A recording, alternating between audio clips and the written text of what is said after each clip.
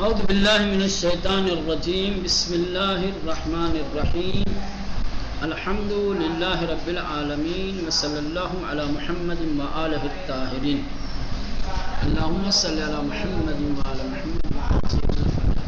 تو بات پہنچی ہے سابقات، ٹھیک، سابقات پیشی گیرندگان، آگے بڑھ جانے والے، سبقت لے جانے والے یا سبقت اختیار کرنے والے۔ سابقات یہ کلمہ جمع مؤنث سالم ہے۔ سابقات، سابقہ کی جمع ہے سابقات، اور ثلاثی مجرد سے اس میں فاعل ہے۔ سابقہ کیا ہے؟ اس میں فاعل ہے ثلاثی مجرد سے، اور اسی کی جمع مؤنث سالم سابقات ہے۔ سبق پیشی گرفتن یہ مصدر ہے، سمجھ رہے ہیں؟ ہاں، تقدم اختیار کرنا، آگے بڑھنا، یہ ثلاثی مجرد کا مصدر ہے سبق، ٹھیک۔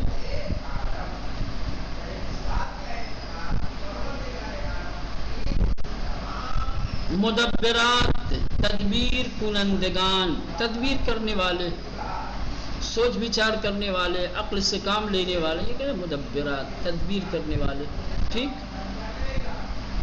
یہ بھی جمع مؤنث سالم ہے مدبرہ کے لیے، ٹھیک۔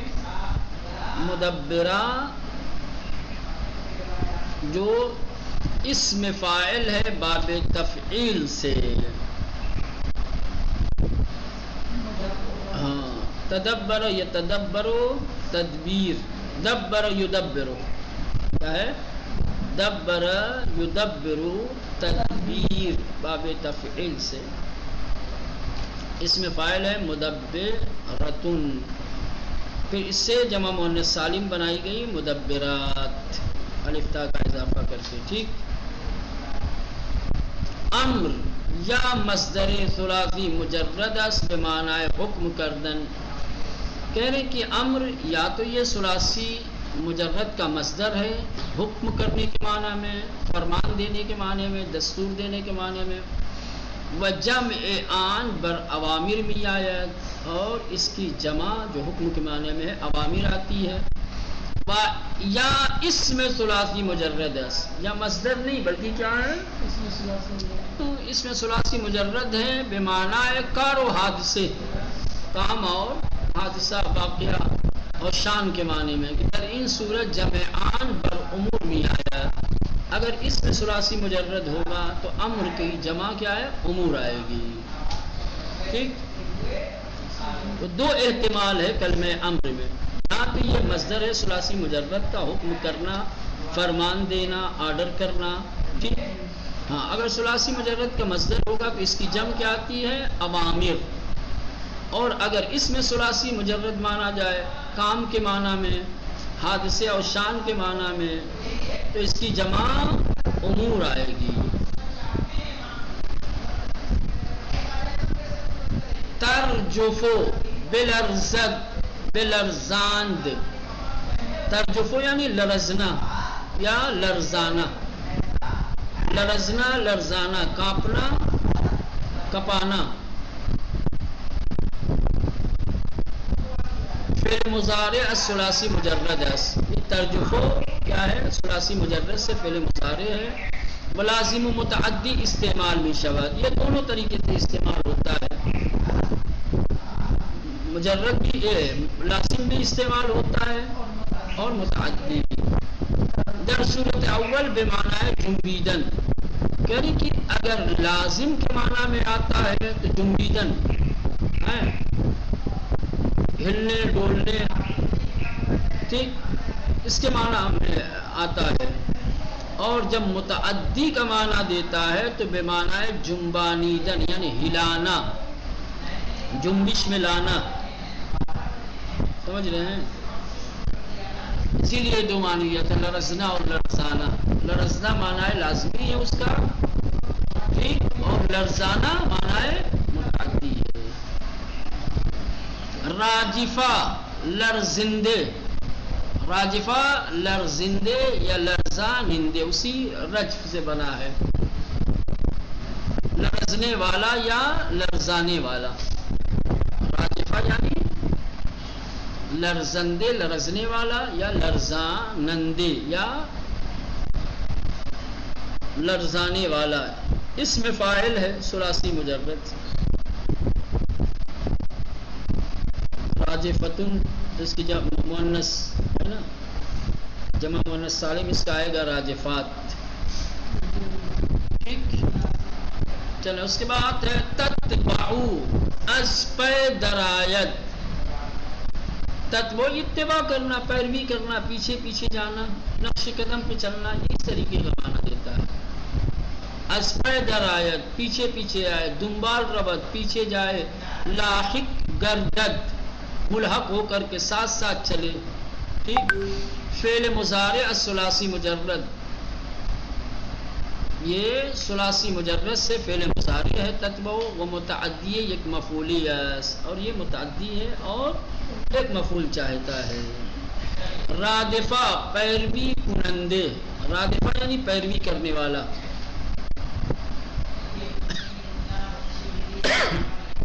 اسپہ درایت پیچھے پیچھے آنا. یہ بھائی تقریباً تتبع اور رادفہ یہ معنی کے اعتبار سے ایک دوسرے کے نزدیک ہیں. سمجھ رہے ہیں؟ یہ رادفہ اسم فاعل ہے ثلاثی مجرد سے. بنابر یک احتمال مراد از رادفہ توابع زمین از موجودات جاندار و قرما و آسمان و کواکب است. کہہ رہے کہ ایک احتمال کی بنیاد پر رادفہ سے مراد جو چیزیں زمین کی تابع ہیں، کیا ہے؟ جو زمین کے تابع ہیں یا جو زمین کے ساتھ جڑی ہوئی موجودات میں سے، جاندار میں سے، چاند، سورج، کواکب، یہ سب توابع زمین. جو زمین کی تابع کا مراد یہ ہے جو زمین سے کے ساتھ حساب کی جاتی ہیں، جن کا ایک رابطہ تعلق زمین سے ہے. اصل زمین نہیں ہے لیکن زمین کے تابع ہے اور زمین کے ساتھ اس کا حساب کیا جاتا ہے. موجودات میں سے، جاندار میں سے، قرما، خورشید، چاند، سورج، آسمان، کواکب، یہ سب کیا زمین کے تابع ہے نا. یہ ہو گیا آپ کے تجزیہ. اب ترکیب. واو حرف قسم و از حروف جاریہ. واو کیا ہے؟ حرف قسم ہے اور حروف جارہ میں سے. النازعات یہ مجرور ہے واو جارہ کی وجہ سے، اور اس کا متعلق کیا ہے؟ فعل قسم ہے جو محذوف ہے.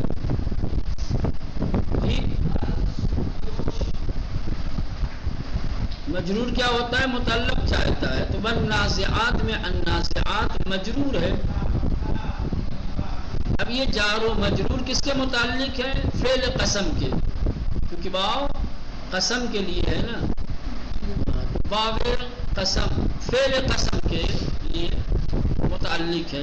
ان کا متعلق جو ہے فعل قسم ہے. تو جو محذوف ہے تقدیر یہ ہے اقسم بالنازعات. کیا ہے؟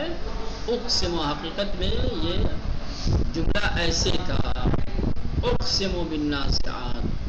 وان جملے استئنافیہ و محلی از اعراب ندارت. اور یہ جو جملہ ہے منازعات یہ کیا ہے مولانا؟ جملے استئنافیہ، نیا جملہ ہے. ٹھیک. اور اس سے پہلے بھی بتایا جا چکا ہے کہ جملے استئنافیہ محل اعراب نہیں رکھتے، لہٰذا یہاں پر منازعات کا کوئی محل اعراب نہیں. غرقن یا مفعول مطلق برائے نازعات زیرا مبالغه و شدت در معنی نزع از جای برکندن افتاده است و نزع با مبالغه و شدت و سختی همراه است. یا غرقن صفت است برای مفعول مطلق محذوف و نائب از آن مفعول مطلق محذوف قرار گرفته است. کلمه غرقن غرقن یا مفعول مطلق ہے. مفعول مطلق اگر آپ مانیں گے تو کس کا مفعول مطلق مانیں گے؟ کہیں گے نازعات کا، کیونکہ معنی کے اعتبار سے دونوں میں ایک قربت ہے، دونوں میں معنی شدت، دونوں میں مبالغہ کا معنی پایا جا رہا ہے معنوی اعتبار سے، ہے نا. مفعول مطلق معنوی ہے گویا، ٹھیک. یا تاکیدی غرقن یا مفعول مطلق است. غرقن یا تو مفعول مطلق ہے برائے معنی نازعات، یہ کلمہ نازعات کے لیے نہیں بلکہ معنی نازعات کے لیے. زیرا مبالغے و شدت در معنی نزع، کیونکہ نزع کے معنی میں مبالغہ و شدت ہے. نزع با مبالغے و شدت و سختی ہمراز، اور نزع جو ہے وہ شدت و سختی اور مبالغے کے ساتھ ہے. اور غرقن میں بھی یہ اصل میں یہاں کیا تھا، غرقن با مبالغے و شدت و سختی ہمراز. سمجھ رہے ہیں؟ ہاں، یہاں نزع نہیں کیا تھا. نزع کا معنی یہاں پہ بیان کر دیا ہے، اس کی شدت، اس کے مبالغے کو بیان کر دیا، تو پھر دوبارہ نزع کو کیا ضرورت ہے بیان کرنے کی. یہاں کیونکہ یہ دکھانا ہے کہ جس طریقے سے کلمہ نزع میں مبالغہ پایا جاتا ہے سختی اور شدت کی، ویسے ہی غرق میں بھی مبالغہ پایا جاتا ہے سختی اور شدت کی. اسی لیے کہا گیا ہے کہ کلمہ غرقن کیا ہے؟ النازعات کے لیے مفعول، معنی نازعات کے لیے مفعول مطلق ہے. تو یہ ایک احتمال ہو گیا، ایک وجہ ہو گئی غرقن کی.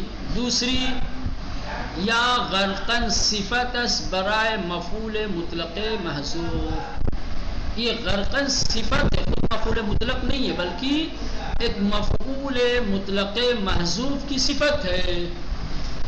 ایک مفعول مطلق تھا عبارت میں جو حذف ہو گیا ہے، اسی کی صفت ہے. گویا مفعول مطلق موصوف تھا اور یہ غرقن اس کی صفت ہے. پھر تقدیر کیا ہوگی؟ والنازعات نزعا وغرقا. النازعات نزعا یہ مفعول مطلق تھا، ٹھیک، یہ حذف ہو گیا ہے اور غرقن اسی نازعات کی صفت ہے. ٹھیک مولانا. یعنی شدیدن برقی نیز احتمال دادین کی غرقن حال باشد. ایک تیسرا، بعض لوگوں نے یہ احتمال دیا ہے کہ ممکن ہے کہ یہ غرقن حال ہو، نہ مفعول مطلق نہ صفت مفعول مطلق بلکہ حال ہو.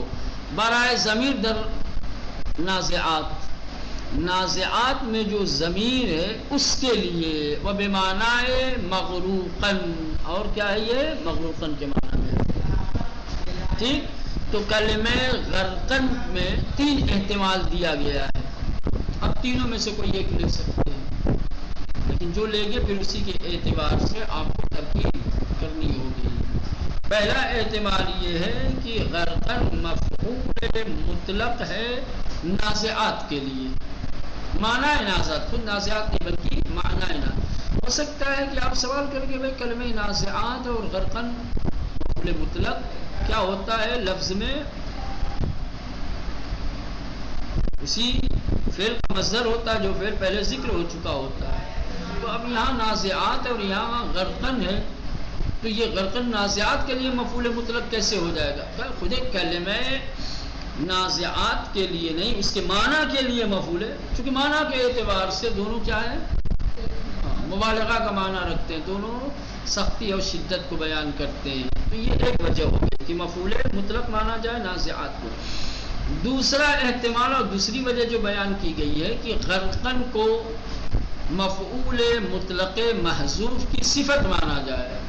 کہا جائے کہ ایک مفعول مطلق تھا نازعات کے بعد جو حذف ہو گیا ہے، یہ غرقن اسی حذف شدہ مفعول مطلق کی صفت ہے.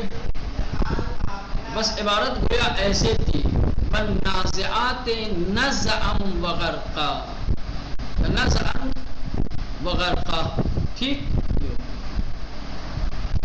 مفعول مطلق حذف ہو گیا، بچا کیا؟ والنازعات غرقا، ٹھیک۔ تیسرا احتمال یہ ہے کہ غرقن نہ مفعول مطلق ہو، نہ مفعول مطلق کی صفت ہو، بلکہ حال ہو۔ جب حال ہوگا تو کس کے لیے حال ہوگا؟ حال یا فاعل کے لیے ہوتا ہے یا مفعول کے لیے ہوتا ہے یا دونوں کے لیے ہوتا ہے؟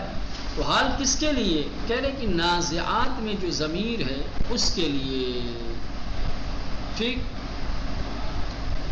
واو حرف عطف ابن ہشام می گوید در این گونه تراکیب که به امور متعددی قسم خورده شده است، واو اول را واو قسم و واوهای بعدی را عاطفہ می گیری۔ اب یہ جو واو آ رہا ہے، دیکھیں پہلے جو آیا تھا والنازعات کا واو، اس کو واو قسم کہا تھا اور جرہ کہا تھا، ٹھیک۔ کہہ رہے ہیں کہ جب متعدد واو ہوتے ہیں، ٹھیک، جب متعدد چیزوں کی قسم کھائی جاتی ہے اور متعدد واو لائے جاتے ہیں، تو جو پہلا والا واو ہوتا ہے اسے واو قسم لیا جاتا ہے اور بقیہ کو واو عاطفہ، سمجھ رہے ہیں؟ ہاں، اسی لیے والنازعات والا جو واو تھا اس کو واو قسم لیا تھا، اور اب یہ ابن ہشام کہتے ہیں کہ در ان گنے تراکیب، اس طریقے کی ترکیبوں میں جو آپ دیکھ رہے ہیں آیتوں میں، والنازعات غرقا والناشطات نشطا والسابحات سبحا، واو جو آ رہی ہے، جو ترکیبیں ہیں بے امور متعددی قسم خورد شدہ است، جس میں متعدد چیزوں کی قسم کھائی گئی ہے، واو اول را واو قسم، جو پہلا واو ہے اسے واو قسم، وہائے بعدی را، اور جو بعد کے واو ہیں انہیں عاطفہ مانا جائے گا۔ وہ جائز نیس وہائے بعدی را قسمیہ بگری، کہہ رہے ہیں اصلا جائز نہیں ہے کہ آپ دوسرے واو کو بھی واو قسم لیں، زیرا در این صورت ہر قسمی جداگانی نیاز میں یک جواب دارت، کیوں؟ اس لیے کہ اگر آپ ہر واو کو واو قسم مان لیں گے تو ہر ایک کے لیے الگ الگ جواب قسم کی ضرورت ہوگی، قسم آئے گی تو جواب قسم، لیکن اگر واو قسم پہلے کو لیں گے بقیہ کو عاطفہ تو ایک ہی جواب کی ضرورت ہوگی۔ ہاں وہی کہہ رہے ہیں، کیوں آخر تمام واو کو واو قسمیہ نہیں لے سکتے؟ زیرا کیونکہ در ان صورت، اس صورت میں کہ جب ہم ہر واو کو واو قسم مانیں گے تو ہر قسمی جداگانے نیاز بھی ایک جواب دارت، تو ہر قسم کے لیے ایک الگ جواب قسم کی ضرورت ہوگی۔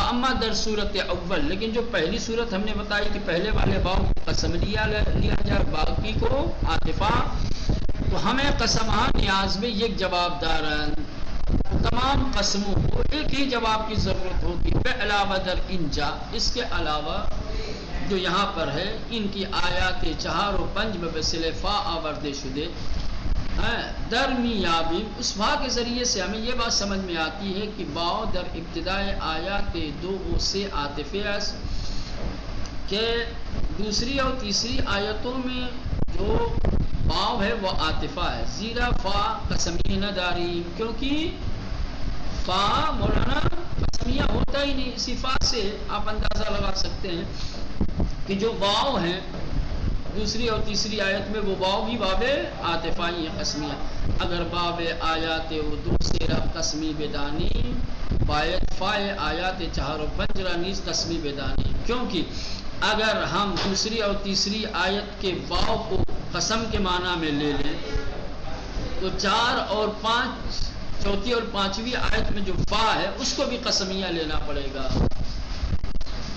اور یہ صحیح نہیں ہے، لہٰذا ہر واو کو واو قسم آپ نہیں لے سکتے، الا فا کو بھی جو آیا ہے اس فا کو بھی قسم ماننا پڑے گا۔